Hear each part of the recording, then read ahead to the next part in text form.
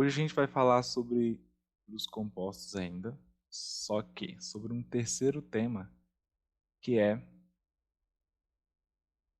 a questão de calcular o tempo da transação, né, o período ali. Então nós falamos sobre o capital, sobre os juros, sobre a taxa de juros e sobre o montante. Em todas as situações nós conseguimos calcular os valores envolvidos ali nas transações. Mas ficou faltando o período. Porque para calcular o período a gente precisa de uma outra ferramenta que eu vou mostrar para vocês hoje. Então o que a gente vai fazer é calcular o período nas transações. Né? Quanto tempo demora para sair de um capital e chegar no montante ali. Então vamos lá. A gente vai trabalhar em cima dessa expressão aqui. Lembrando que são os mesmos significados. O M é o montante, o valor final total, o capital, o valor inicial, 1 mais I. Então aqui a gente tem 1 mais I. Vou falar esse termo em fator de aumento, porque sempre vai ser 1, que indica 100%, mais aquela variação. Então tem uma taxa de juros de 7%. Então vai ser 1, que é 100%, mais 0,07, que é o 7%. Tem uma taxa de juros ali de 50%. Então vai ser 1, que é o 100%, mais o I, que é 50%. Então vai ficar 1,5. Então sempre esse númerozinho aqui, olha, 1,5, 1,7, 1,05, vai ser o nosso fator de aumento.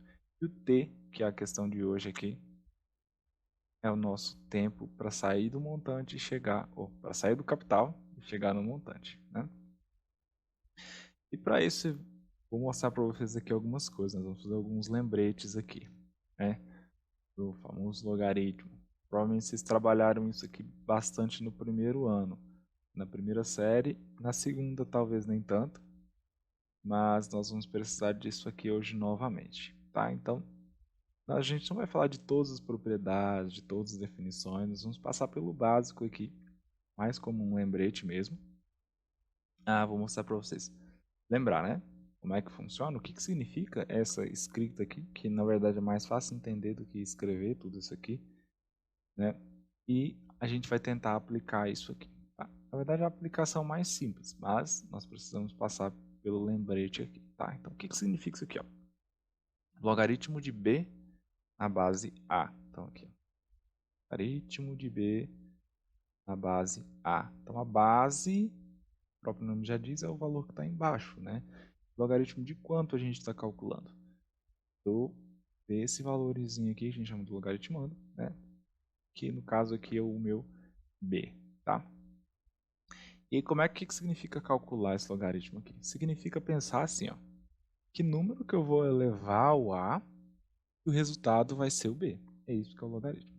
Tá? Então, aqui, ó, A, né, que é a minha base, elevado a quanto que vai dar o B. E esse quanto aí é o resultado do logaritmo. Então, por exemplo, se eu tenho aqui, ó, log de 9 na base 3.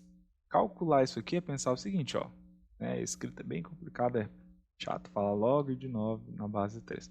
Mas a pergunta aqui é 3 elevado a quanto que dá 9? E a resposta aqui é fácil, né? Eu vou usar exemplos fáceis aqui pra gente. Então, 3 elevado a quanto que dá 9? 2, né? Por quê? Olha, fazendo a comparação com o que está aqui em cima, olha, 3 elevado a 2 é igual a 9. Tá? Então, é isso aqui. Logaritmo de 8 na base 2.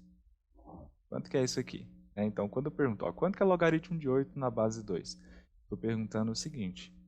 2, sempre com base no númerozinho aqui de baixo, né? Que, por sinal, chama base mesmo. Então, sempre com referência à base. Então, 2 elevado a quanto que dá 8? Pergunta é essa. E aqui eu sei que é 3. Então, logaritmo de 8 na base 2 é 3. Então, é isso. 2 elevado a 3 é igual a 8. O que eu escrevi de preto aqui, ó, é somente a justificativa. Tá? Então, a ideia é descobrir o número que eu vou elevar à base que vai dar o logaritmando. A gente sempre faz esse ciclo aqui. Não vou deixar riscado porque senão vai ficar muito bagunçado, mas é sempre assim, ó. 2 elevado a quanto, e aqui está a minha resposta, né? É igual a esse valor aqui, né? Então, aqui um outro caso com a base que a gente vai trabalhar mais comumente, né? Que é o log, a base 10. Então, por exemplo, aqui, ó, 100, né? Bem simples aqui, só para a gente entender como é que funciona. Quando eu escrevo isso aqui, log de 100 na base 10, significa o quê? 10 elevado a quanto que dá 100? Eu sei que 10 elevado a 2 é 100, né? Então, logaritmo de 100 na base 10 é 2. Por quê? Porque 10 elevado a 2 é 100. Tá? Então, a gente tem um logaritmo aqui como o inverso da função exponencial. Né? Nós não falamos de funções esse ano ainda, mas já lembrando aí. É o contrário, né? Então, se eu quero aqui, de um lado, eu tenho potências, do outro a gente desfaz essas potências, né? E o logaritmo a gente vai usar para isso. Quando for necessário desfazer uma potência que eu não consigo com uma raiz. Então aí a gente vai tentar usar os logaritmos. E aí vocês devem ter percebido, né, que na calculadora de vocês, ou o mais comum, está escrito, nos problemas está escrito assim, log de alguma coisa.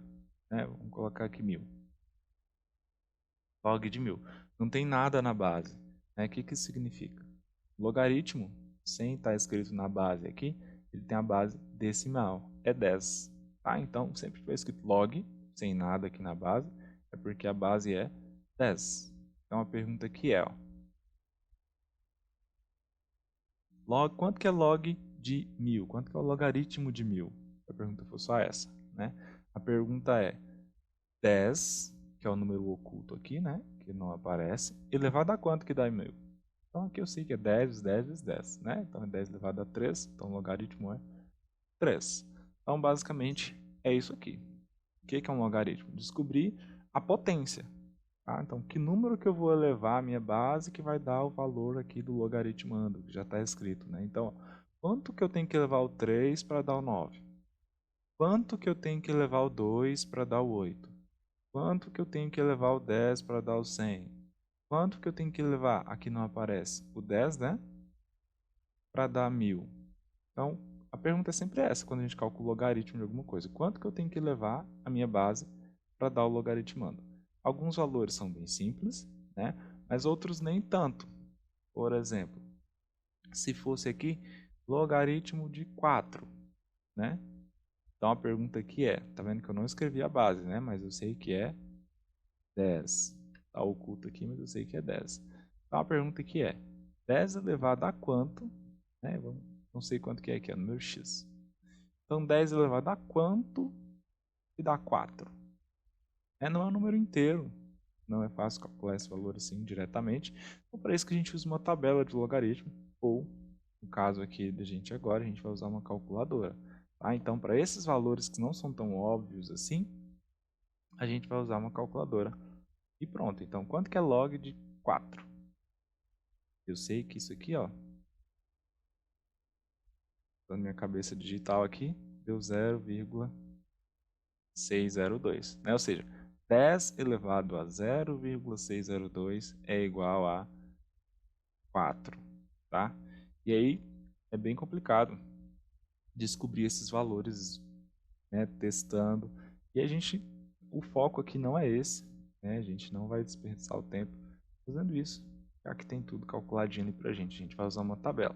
Então, ou vai estar no texto, ou a gente vai ter uma calculadora em mãos, ou vai ter uma tabela com vários valores ali pra gente escolher na hora de resolver os problemas, tá? Mas não se preocupem muito com isso aí não. Beleza? Tranquilo até aqui? Alguma dúvida? Quem gostaria de perguntar? Estava com saudade do logaritmo? Eu já tinha esquecido, mas agora eu lembrei. É bem tranquilo, né? É mais tranquilo do que parece toda essa notação aqui. É só descobrir que número que eu vou levar à base que vai dar o logaritmo. E aí, a partir dessa construção aqui, dessa definição, a gente tem algumas propriedades, né? Tem algumas coisas que dá para fazer para facilitar na hora de calcular. Mesmo tendo a calculadora, né, a gente sabe que é mais fácil simplificar um pouco as contas antes de calcular. E para conseguir enxergar também algumas coisas, é melhor simplificar. Então, a gente vai precisar lembrar aqui algumas propriedades.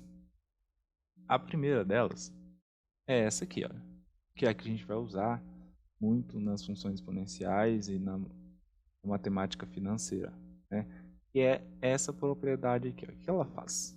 Ela literalmente cancela a minha potência. Cancela de que forma? Vou ter uma expressão aqui desse lado esquerdo, olha. Tem uma potência, né? O b elevado a t. Do outro lado não tem. E aí, o que isso aqui me adianta? Se eu não sei calcular a minha potência e tem só uma multiplicação, é mais fácil. Então, a gente vai conseguir quebrar, né, uma barreira em um monte de problemas usando só essa regrinha aqui. E como é que funciona? Né? Vou mostrar alguns casos aqui bem, talvez até meio óbvios, mas só para a gente enxergar como é que funciona, né? Que dá na mesma calcular dos dois jeitos. Então, por exemplo, eu tenho assim, ó, logaritmo de 9 não, vou colocar assim, de 3 ao quadrado na base 3. O que significa calcular o logaritmo? É pensar o seguinte, ó, 3 elevado a quanto que dá 3 ao quadrado? Tá na cara aqui, né? Olha, 3 elevado a quanto que dá 3 elevado a 2? Só do jeito de eu falar aqui, ó, 3 elevado a quanto que dá 3 elevado a 2? É óbvio que a resposta aqui é 2. Beleza? Só que nem sempre dá para identificar esse 2 aqui. E aí a gente vai usar a seguinte propriedade. Em vez de escrever log de 3 ao quadrado na base 3, nós vamos fazer uma pequena mudança. Sempre que tiver esse expoente aqui, olha, sempre que tiver essa potênciazinha, a gente vai jogar ela para o começo. E em vez de ficar uma potência, ela vai multiplicar o logaritmo lá no começo. Não vai multiplicar o 3 para ficar 2 vezes 3, não. Vai multiplicar o logaritmo lá no começo. Vai ficar assim, ó, 2 que multiplica o logaritmo de 3 na base 3. Né? E aí aqui a pergunta aqui é a seguinte, ó. Olhando só para o logaritmo aqui, ó. A pergunta é, 3 elevado a quanto que vai dar o 3? 1, né? 3 elevado a quanto que dá ele mesmo? 1. Então, ó, observando aqui o que eu escrevi, isso aqui é a mesma coisa que 2 vezes 1, ou seja, 2. A mesma resposta que a gente tinha lá, tá? Ah, mas aqui é meio óbvio, né? Porque tem uns valores, dava para perceber isso aí. Poderia ter calculado 3 ao quadrado aqui? Sim, tá? A questão aqui é, só para vocês perceberem que realmente tanto faz, né? Eu descer o expoente aqui e multiplicar o logaritmo ou calcular com ele lá no expoente, tá? Então dá na mesma. E qual que é a diferença se dá na mesma, né? A facilidade de continuar fazendo os cálculos de resolver uma equação, né? Do mesmo jeito que eu posso escrever muito bem 100 sobre 2, posso deixar na forma de fração, ou posso escrever também 50, que é mais fácil para mim. Depende da situação, né? Então, às vezes vou deixar 100 sobre 2, às vezes vou deixar 50. Então, tem duas formas de escrever o mesmo valor e é isso que a gente vai tentar fazer com os logaritmos também. Né? Só um outro caso aqui, ó, por exemplo, que é o que a gente vai usar mais, que é a base 10. Né? Então, por exemplo, vai estar lá escrito log de 1000, por exemplo. O que isso aqui dá? Né? Eu vou ter que descobrir. Opa, log de 1000 não, perdão. Aqui, quero colocar assim. Log de 10 elevado a 3. Então a pergunta aqui é, a base não aparece aqui, então eu sei que é 10, né? Então a pergunta é, 10 elevado a quanto que dá 10 elevado a 3? Fácil, né? Ó, logaritmo de 10 ao cubo é quanto? É a mesma coisa que eu perguntar, 10 elevado a quanto que dá 10 elevado a 3? Né?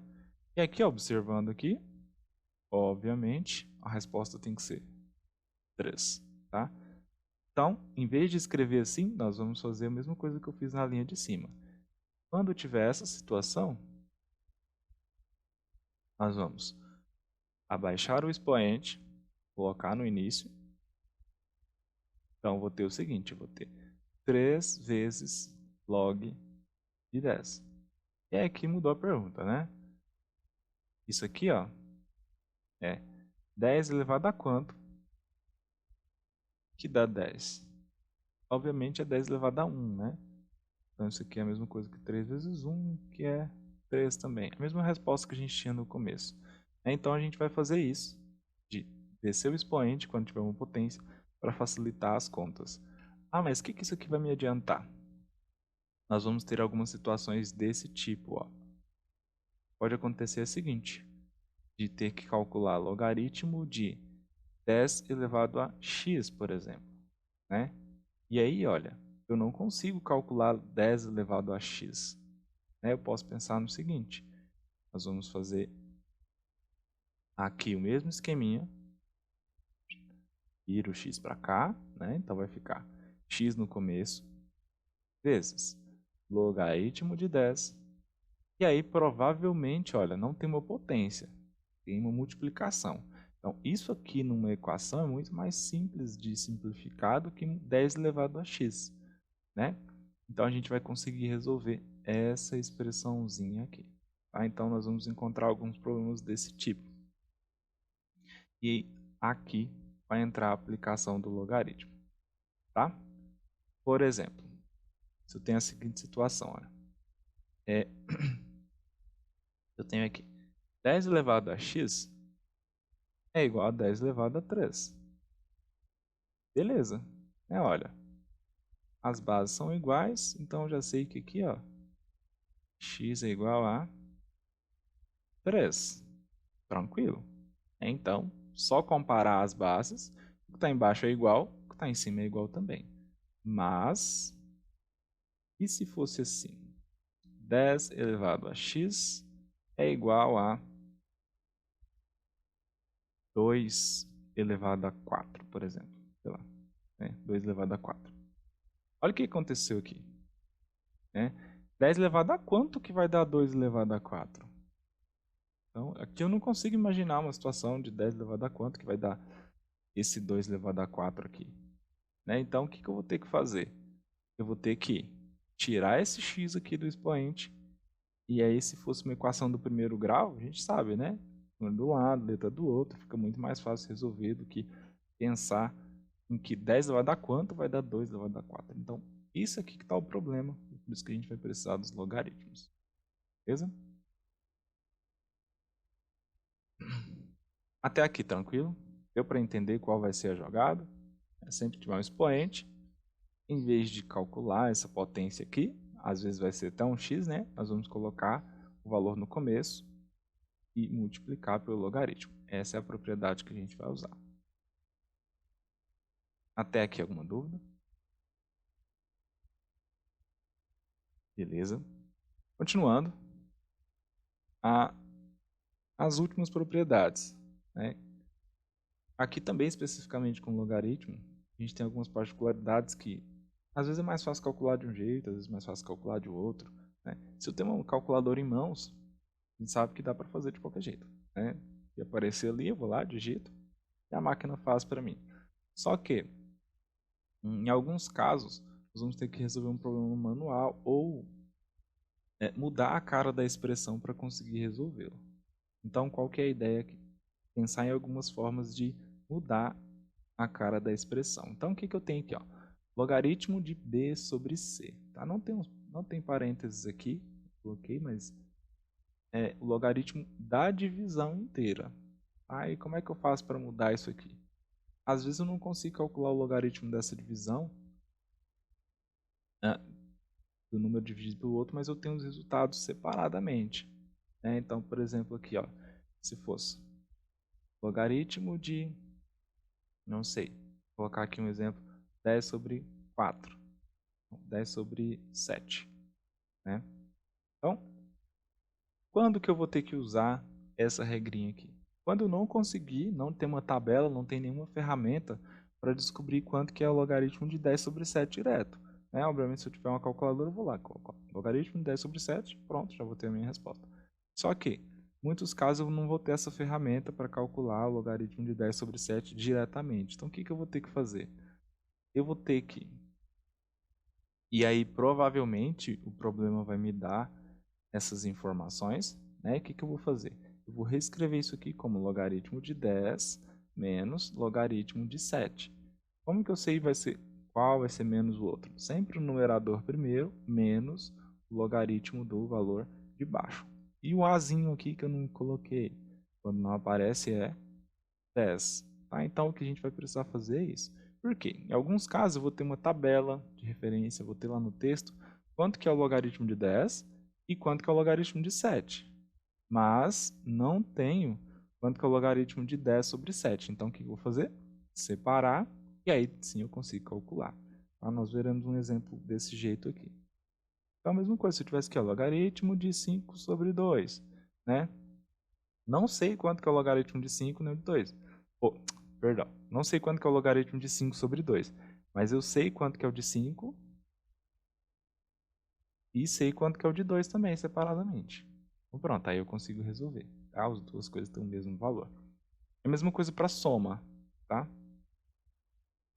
Para multiplicação. Né? Se eu tenho aqui logaritmo de 3 vezes 7, por exemplo. Eu não sei quanto que é o logaritmo de 3 vezes 7, né? Aqui, ó. Que é 21. Não sei quanto que é o logaritmo de 21. Mas, de alguma forma, em alguma informação, eu tenho o logaritmo de 3 e o logaritmo de 7. Então, aí a gente vai fazer separado. Tá? Então, nós vamos usar essa propriedade também. Tá? Então, pode estar escrito assim, por exemplo. Logaritmo de 20, por exemplo. Né? E aí eu não sei quanto que é o logaritmo de 20, mas no meu texto tem duas informações. Tem o logaritmo de 2 e o de 10. Né? 20 é 2 vezes 10, então eu consigo escrever logaritmo de 2 mais logaritmo de 10. Tá? E aqui, olha, uma das principais motivações dos logaritmos, além de, posteriormente, possibilitar cancelar os expoentes lá, foi isso aqui, olha. Chega um ponto que era mais fácil somar do que multiplicar, então, essa uma tabela de conversão de multiplicação em soma era uma boa. Então, uma das principais motivações é essa regrinha aqui. E a gente vai usar essa propriedade também, tá? Então, se não der para fazer da multiplicação, a gente vai tentar transformar em soma. E se não der para fazer da divisão, como nesse caso aqui, a gente vai tentar transformar em subtração. Beleza? Então, é isso que nós teremos em mente aqui para trabalhar com os logaritmos. E onde que isso aqui se encaixa nos problemas de matemática financeira? Na hora de calcular o período, né, de calcular o tempo. Lembra que lá na nossa expressão, olha aqui onde o tempo aparece. O tempo é justamente o expoente aqui, ó. Então, a gente vai tentar cancelar, não cancelar, né? A gente vai tentar tirar ele aqui de cima, né, da posição de expoente, usando logaritmos. E essa vai ser a utilidade dele para nós. Então vai ser bem simples na hora de aplicar, a gente precisa lembrar as propriedades, mas é bem tranquilo. Né? Vamos lá então. Ó, a primeira questão aqui é, após quanto tempo uma dívida de R$ 500 se torna uma dívida de R$ 1.238, sabendo que a taxa de juros contratadas é de 12% ao mês? Então aqui a gente já sabe, né, que tem, quando tiver implícito no problema, a gente vai entender que trata-se de juros compostos, né? Então, no sistema de juros compostos, de uma taxa de 12% ao mês, eu saí de uma dívida de R$ 500 e ela transformou-se em 1.238. Mas quanto tempo que demorou, né, para chegar nisso aí? Ou se fosse um investimento, quanto tempo demoraria para eu sair de R$ 500 e ter 1.238, né? Então, vamos pensar aqui no seguinte, olha. Eu comecei com um capital, né, que é o valor inicial de R$ 500, tornou-se um montante de 1.238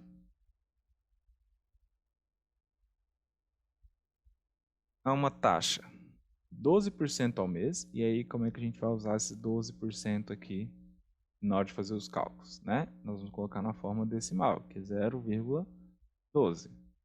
Mas eu não sei quanto tempo isso aqui demorou. E essa é a questão. Então vai ficar assim, ó, montante é igual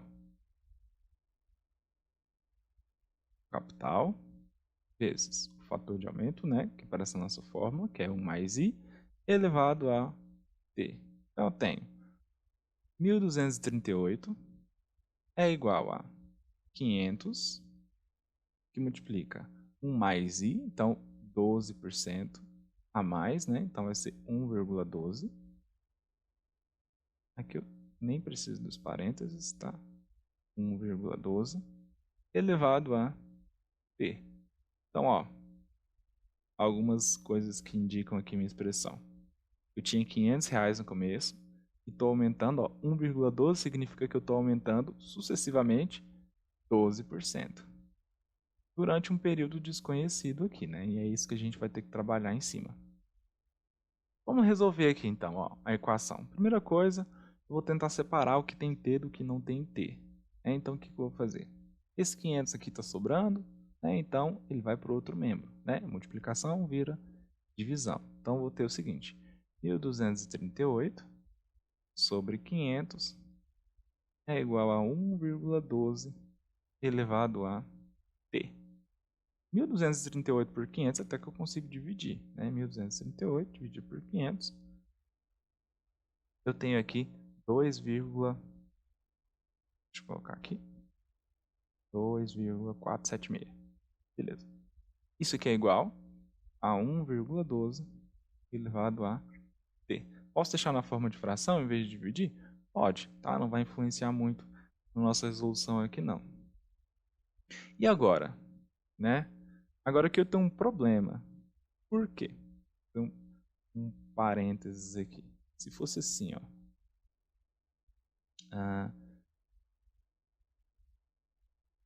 Se fosse assim, tá? Então, beleza, cheguei até ali. Mas se fosse assim, ó. 2,476 é igual a 1,12 ao quadrado. Se fosse assim. Né? E aí eu quisesse cancelar esse quadrado aqui. Né? Não é igual, tá? É só para até mudar aqui. Vou colocar aqui, x ao quadrado, para não confundir muito. Se eu quisesse cancelar esse quadrado aqui, qual seria o procedimento? O que vocês fariam aqui para cancelar esse quadrado? Usa a raiz? Usar raiz? Beleza. Tá com uma raizinha aqui, né? Por que não aparece nada aqui? Porque é o 2. Né? Então, raiz quadrada, ó, mesmo índice, mesmo expoente. E a gente cancela aqui e vai ficar raiz quadrada de 2,476 é igual a x. Pronto, problema resolvido. Descobri quanto que é o x. Né? Do mesmo jeito, se fosse outro expoente aqui no lugar desse 2. Se fosse, por exemplo, aqui, 5, né? A dificuldade seria a mesma. Eu ia colocar uma raiz quinta de cá e aqui também uma raiz quinta, né? Aqui nós teríamos o x é igual a raiz quinta de 2,476. O problema que nós temos ali, olha, é que não dá para fazer isso. Ó, vamos voltar aqui. Tá vendo que aqui não é um número conhecido, é um t? E como é que eu vou fazer isso? Vou colocar aqui raiz de t, raiz aqui t também. O que mudou minha vida, né? Ficou mais estranho ainda. Nem sei se isso aqui existe. Tá? Ficou pior ainda. Não dá para fazer isso, colocar uma raiz de t aqui e uma raiz de t aqui. Também não posso simplesmente né, esse t, sei lá, outras ideias mirabolantes aí. 1,2 aqui passa dividindo. Não dá. Né? A gente tem que cancelar esse expoente. E qual é a ferramenta para isso? Quando a gente chegar nessa situação aqui, nós vamos fazer o seguinte. Né? Sempre que eu tiver aqui o número 76 é igual, vou dar um espaço aqui, a 1,12 elevado a t. Sempre nesse caso aqui, em vez de aplicar a raiz, a gente vai aplicar logaritmos. Né? E aí funciona do mesmo jeito, tá? Tudo que eu fizer, a operação que eu fizer do lado esquerdo da minha igualdade, eu posso fazer do lado direito da minha igualdade, desde que seja a mesma operação, né? Então, se eu somo um da esquerda, eu tenho que somar um da direita, para manter a balança equilibrada. Se eu aplico uma raiz da esquerda, eu aplico a raiz da direita, para manter a balança equilibrada. Do mesmo jeito a gente faz com os logaritmos. Então, o que eu vou fazer aqui? Vou colocar aqui, ó, logaritmo disso é igual a logaritmo disso. Né? Pronto, ó, lado esquerdo com lado direito balanceado. Ah, mas ainda tem a potência lá. Aí que entra a nossa propriedade. Né? Então, o que eu disse agora lá sobre as potências? Que a gente usar para cancelar essas potências aqui. Nós vamos fazer o seguinte. Olha, lembra que a propriedade é o seguinte, ó, se eu tenho um expoente aqui, eu vou colocar ele aqui no começo.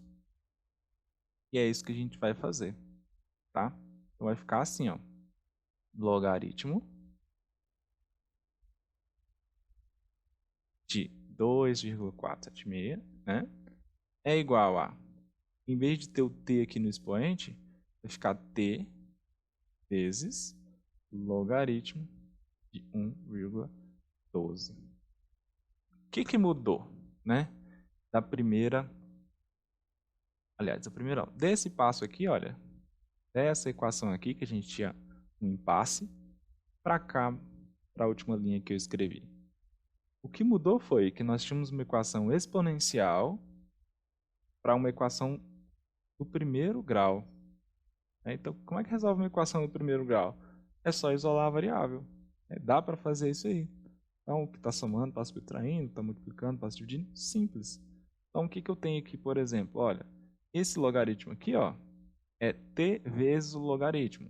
Né? Então, está multiplicando, vai passar para o outro lado, dividindo. É isso que eu vou fazer. Né? É como se fosse assim, ó, t vezes 4, por exemplo. Né? Igual um número aqui. O que eu faço com esse 4 aqui? O 4 vem para cá, dividindo. Né? Aqui é a mesma coisa, está escrito estranho, né?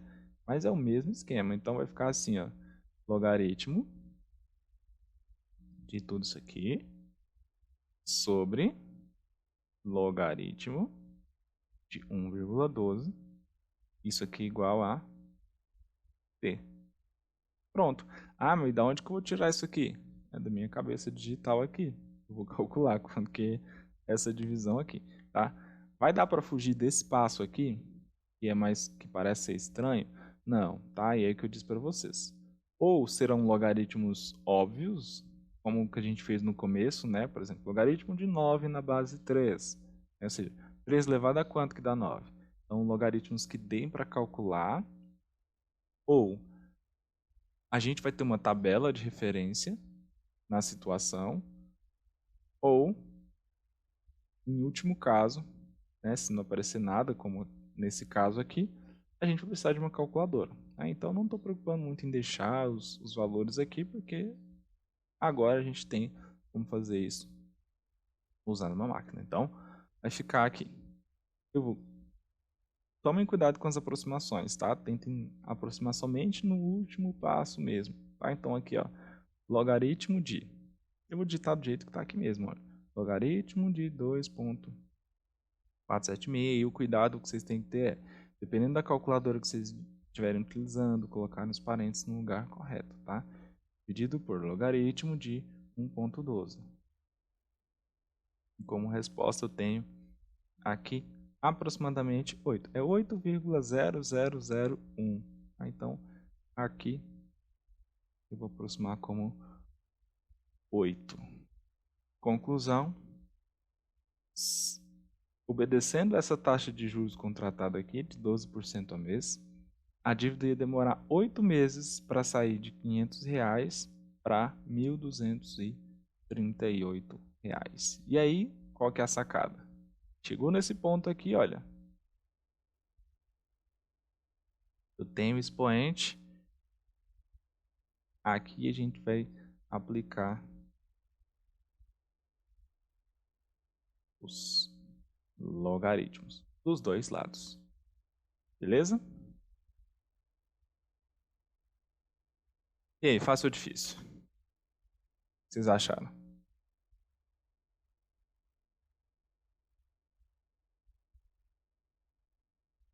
É que tá fácil.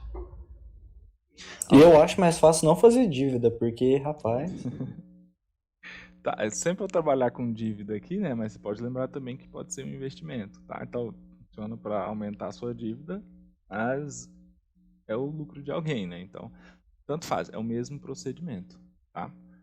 Então, nos enunciados, é, tanto para dívida quanto para investimentos, tá? Não tem diferença dos valores absolutos aqui. A gente não vai colocar a dívida negativa, não.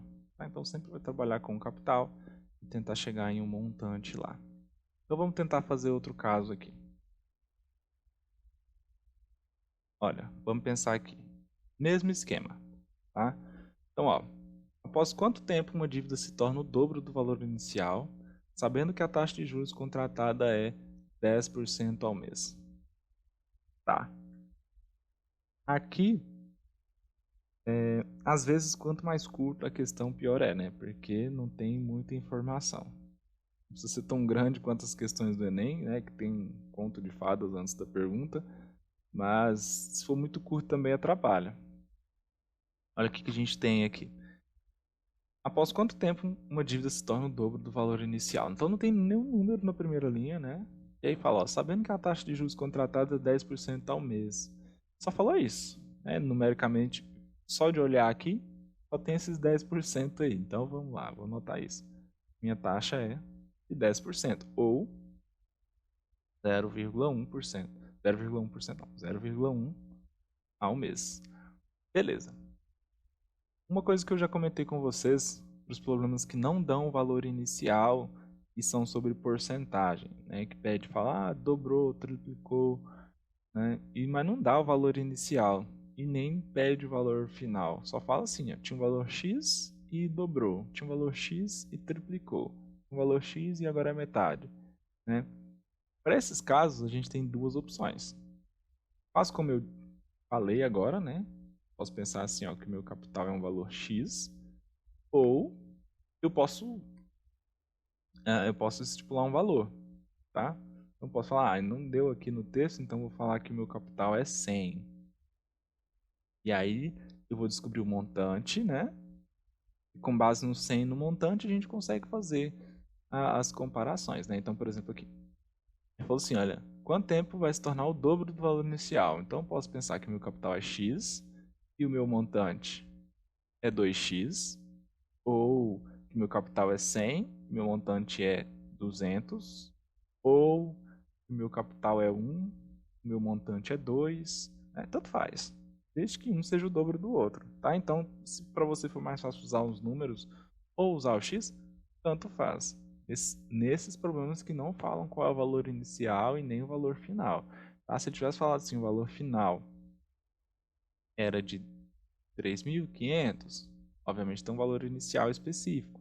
Desse um valor inicial de 100, por exemplo, teria um valor final específico. Aqui não tem nenhum específico, nem o inicial, nem o final. Aí a gente pode fazer essa suposição. Então, após quanto tempo uma dívida desconhecida se torna o dobro? Outro valor desconhecido. E aí eu posso, né, a dívida é minha, eu posso colocar quanto que eu quiser aqui para ela.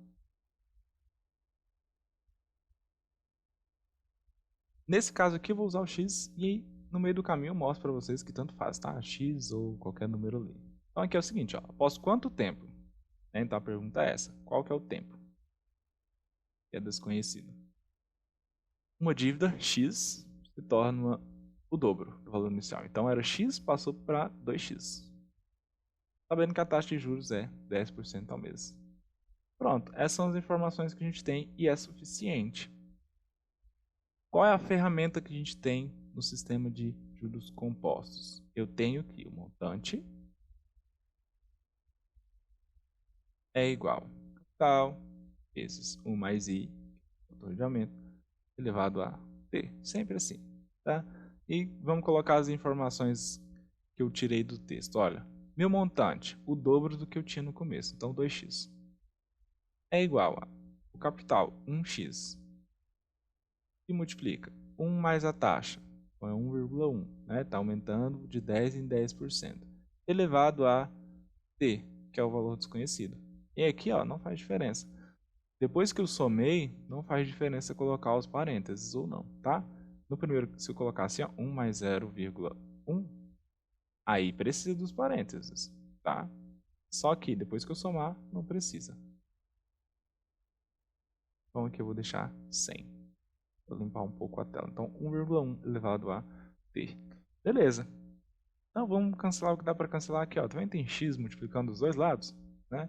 Então aqui, ó, tá multiplicando, vem para cá, dividindo, né? Ele vai se cancelar. Vai ficar aqui, ó, 2x sobre x é igual a 1,1 elevado a t. Então, ó, cancelou. Então vai ficar 2 é igual a 1,1 elevado a t, né? Ou o contrário, né? Tem gente que tem um toque e não consegue deixar o valor desconhecido do lado direito aqui.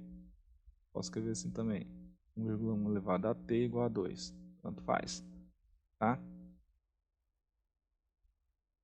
Beleza. Então, ó, até o primeiro momento, tranquilo. E será que dá a mesma coisa se eu fizesse com outro valor, né?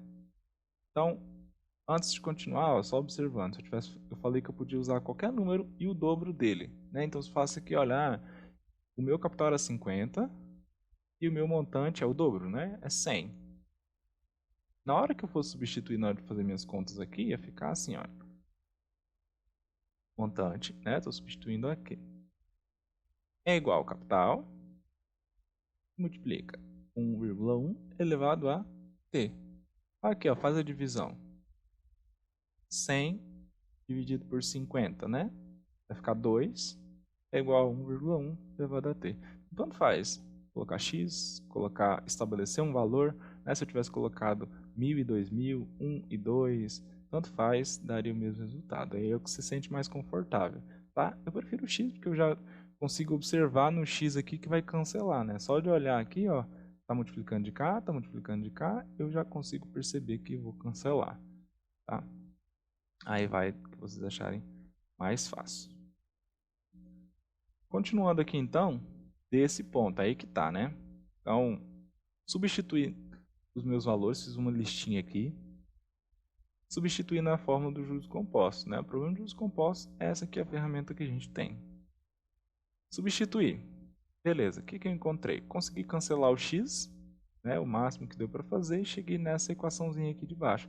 E o que eu faço aqui agora? Ó, tem um expoente t para ser cancelado. Então, o que eu vou fazer? Aqui, nesse ponto, eu vou aplicar logaritmos, né?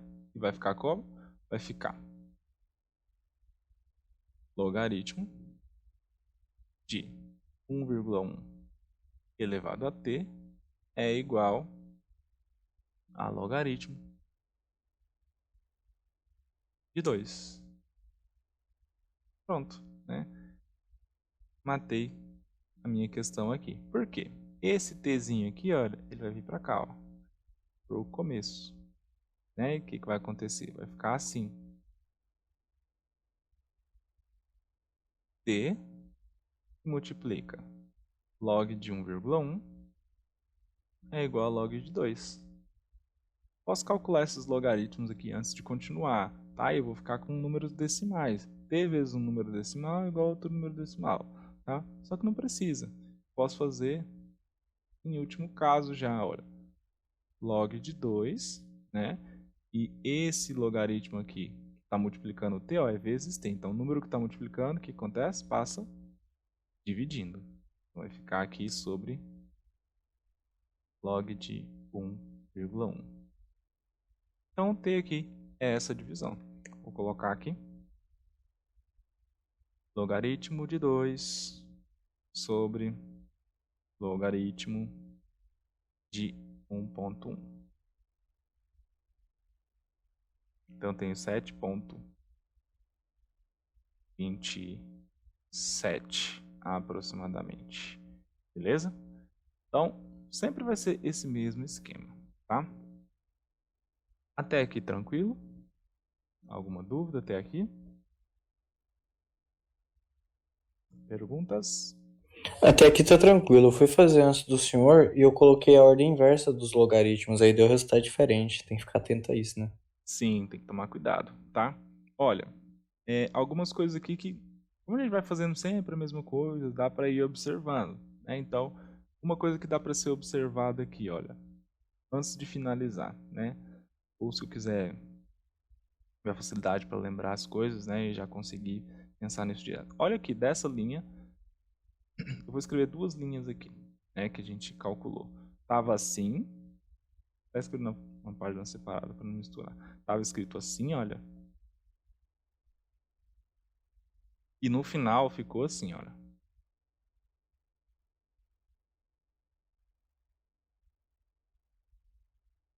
Esse roxo aqui que é ruim.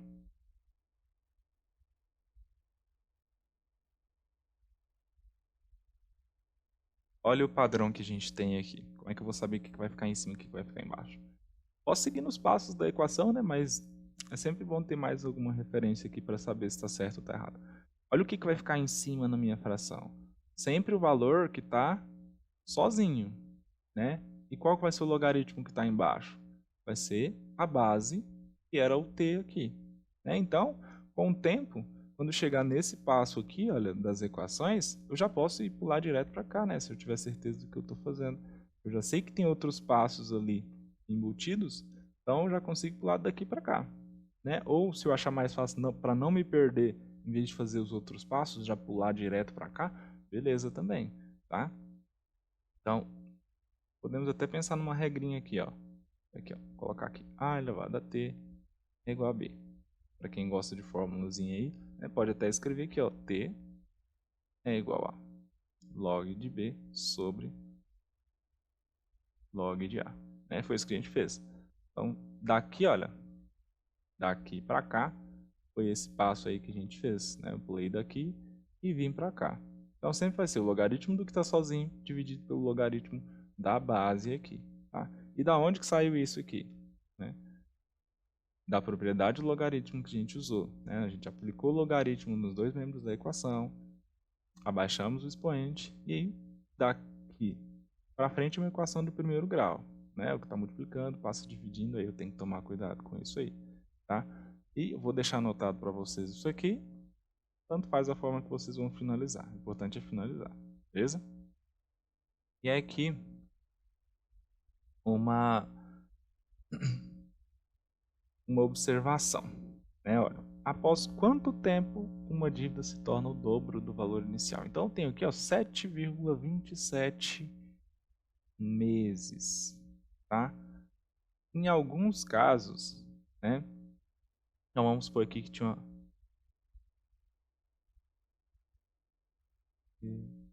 tivesse que marcar as alternativas lá.